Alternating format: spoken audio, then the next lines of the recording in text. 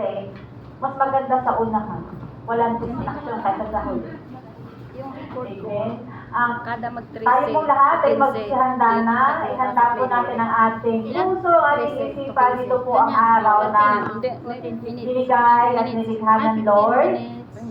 Hindi lang tayo para magkatikon people, ngunit para i-worship natin ang ating Lord. Dadako na po tayo sa devotion. Tinatawagan ko po si Sister Jo, Inad, para sa exhortation.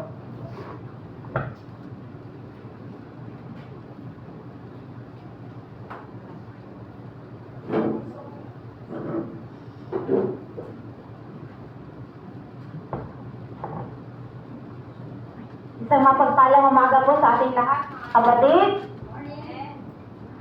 So, sabi nga dito sa Jeremiah 33:3, kung tatawag ka sa akin, tutugunin kita at ipapahayag ko sa iyo ang mga bagay na mahiwaga na hindi mo nauunawaan. In English, call unto me and answer you, I will. Oh yes. So what is prayer? Prayer, ito yung quality time natin kay Lord, di ba? Every now and then, talagang inaano natin, inuudyok natin sa bawat isa na magkaroon tayo ng quality time kay Lord. To seek His presence, di ba? Kasi hindi natin mararamdaman ang presensya ni Lord kung wala tayong prayer time. Kung sabihin mo na, nandyan lang naman si Lord, yes, God is always there for us. Pero kung wala tayong quality time kay Lord, hindi magkakaroon ng presensya sa puso natin si Lord. So, do not underestimate the power of prayer. Sabi nga niya, call unto me, di ba? So, do not call Him just because may emergency. Call Him at all times. Hindi, yes, mayroon tayong police number. Of course, si Lord meron. Jeremiah 33:3, di ba? Madaling tawagin si Lord. Pero wag namang tawagin si Lord kasi pang-emergency lang. Di ba? Kung sa police, for emergency, pero kay Lord, dapat at all times. Lord, samahan mo ako. Lord, ingatan mo ako. Lord, pagalingin mo ako. From morning till night. No need to find a space. No need to find a place para sabihin na nakapag-pray ka. We can pray, even nagtatrabaho tayo. We can talk to Him. Instead na marami kang iniisip na problema dyan sa isip mo, marami kang more, just talk to Him.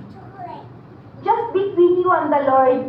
Just between you and the Lord lang, di ba? Pero of course, we need to, pag morning, pagising mo, bago mag-cellphone, ako talaga, bago ako mag-check ng cellphone, kasi nag-pray, tapos pagkatapos ko mag-pray, nagba-Bible, doon ko na nagbubukas ng cellphone kasi kailangan kong flashlight. Pero hindi ko pa inuon yung data niya. Tapos nag-message ako sa JC namin sa Asher. Pagkatapos ko mag-share ng verse, doon ko na ibuksan ang data niya. Kasi para hindi ako matem. Kasi mamaya, pagbukas ko ng data, ang dami ng message, di ba? So mamaya na, tingnan ko muna natin. So, mawawala na yung time mo kay Lord.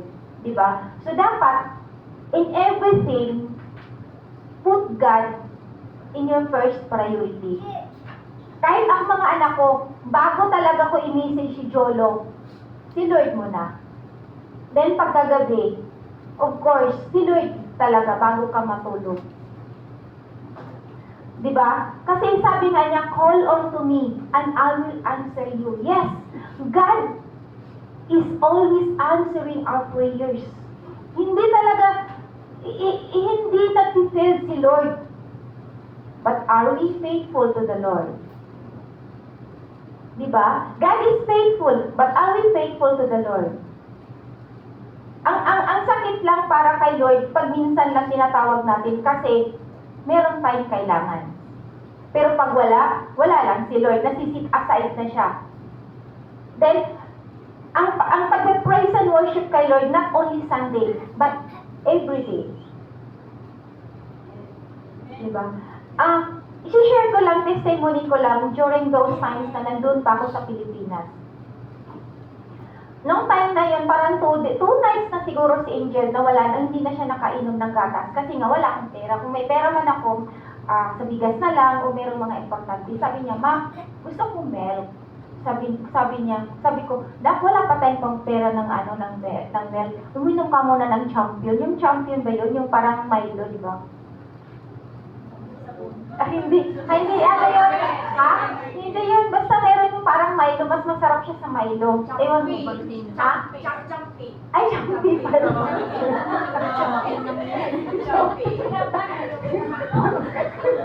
Tapos, sabi ni Angel, sabi ko, nag-declare talaga ako alam ko wala akong pera, pero nag-declare ako na, sige na, bukas bibili kita ng milk. Sige, Ma, sabi niya. Kinabukasan, pumunta na ako, bumili ako ng balot kasi nag-display ako ng balot. Pagdaan ko sa isang bakery, may nakita akong pera na nakatupi. Lingon ako ng lingon, walang tao. As in, walang tao, walang tricycle, wala. Di syempre, sabi ko, Lord, talagang sabi ko, Lord, thank you.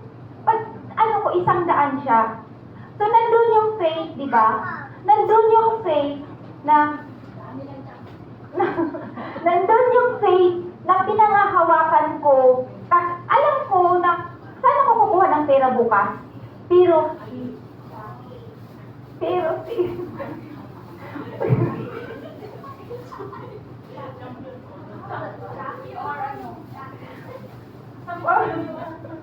umaya isi-search ko. Jackie siguro yun. Tapos, nandun yung faith na pinangahawakan ko.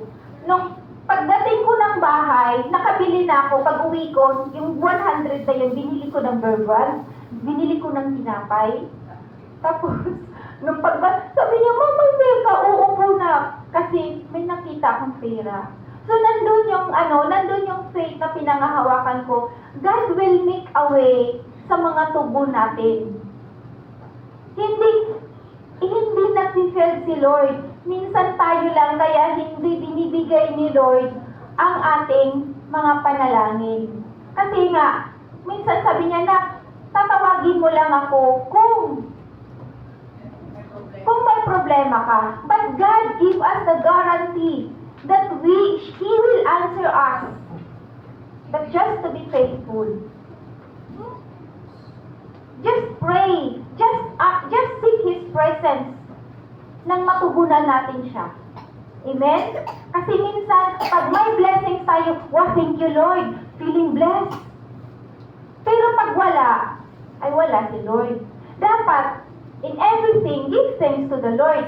Meron ka mang pera o wala, meron ka mang bigas o wala, meron ka mang o wala, dapat nandun pa rin yung kagalakan mo na hinahanap mo ang presensya ni Lord. Parang ako, tinanggal na naman ni Amo ang bonus ko ng 500. But thank you Lord, kasi meron pa rin akong 5-1. Diba? Hindi ko inano yung, masakit yan syempre kasi yung budget, diba? Pero, thank you Lord, tanggalin man ni Amo yun, okay lang.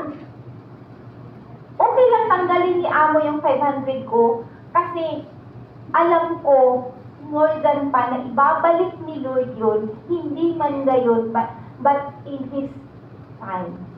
Hindi man pera, pero yung health. Diba? Yun ang pinaka-importante, yung good health protection, safety ng bawat isa sa atin at ng ating pamilya. Kasi marami ka mang pera, meron kang sakit, wala pa rin, diba? So, let us be faithful in serving in the Lord with fullness of joy and gladness, and seek Him at all times, and the Lord will answer us at all times. So, thank you, to God be all the glory.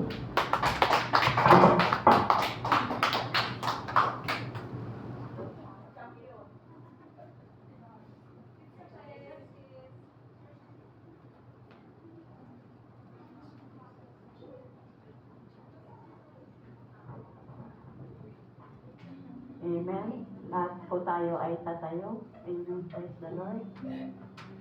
Huwag na yung isipin yung champion. Hallelujah.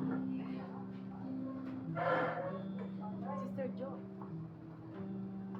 Yes, Lord.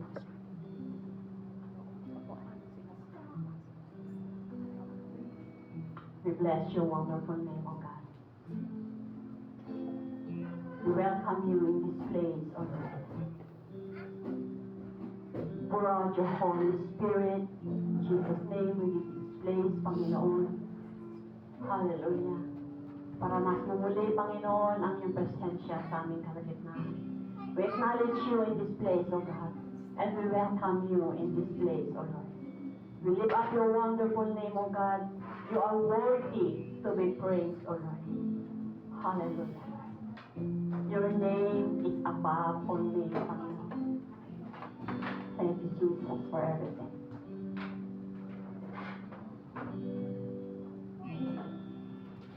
His name is exalted far above the earth. His name is high above the heaven. Yes, Lord. His name is exalted far above the earth. Give glory and honor and praises to His name. No other name but the name of Jesus. Yes, Lord. No other name but the name of the Lord. No other name but the name of Jesus is worthy of glory and worthy of honor and worthy of power and of praise. Last one. His name is exalted far above the earth. Amen. His name is high above the heaven. Hallelujah. His name is exalted far above the earth. His glory and